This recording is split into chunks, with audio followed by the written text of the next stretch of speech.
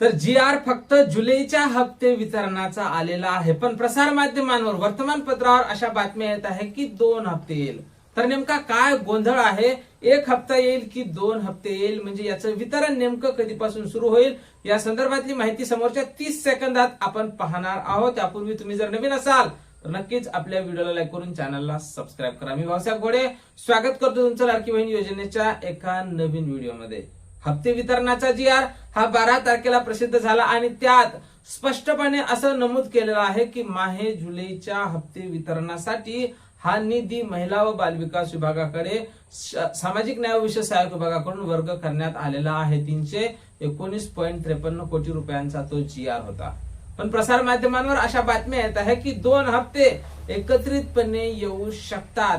त्यांना याची शक्यता आता वाढताना दिसत आहे. हप्ते वितरणाला जसा विलंब होईल तसा 2 हप्ते येण्याची शक्यता सुद्धा वाढणार आहे. आज 14 तारीख आहे, पण वितरणासंदर्भात कसलीही अपडेट येणार नाही आणि त्यानंतर उद्या सुद्धा हप्ते वितरणासंदर्भात कसलीही अपडेट येणार नसल्याचं बोलल्या जात आहे आणि हे वितरण 20 तारखेपर्यंत जाऊ शकते आणि 20 तारखेपर्यंत जर वितरण गेलं तर समोर रक्षाबंधन आहे 28 तारखेला आणि रक्षाबंधनाच्या निमित्ताने राज्य सरकार लाडक्या बहिणींना खुश करण्यासाठी नेहमीच आपण पाहत आलो की सणासुदीच्या निमित्ताने लाडक्या बहिणींना खुश करण्यासाठी काही ना काही उपाययोजना राज्य सरकार हे करत असतं. त्यामुळे 20 तारखेला जर जुलैचं वितरण जात असेल तर मग 28 तारखेला रक्षाबंधन आहे.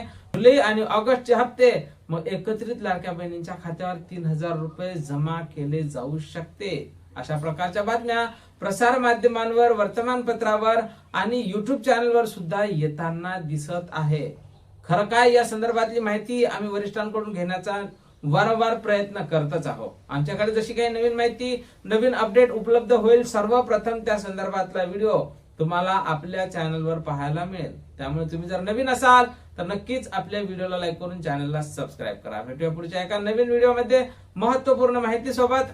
जय महाराष्ट्र.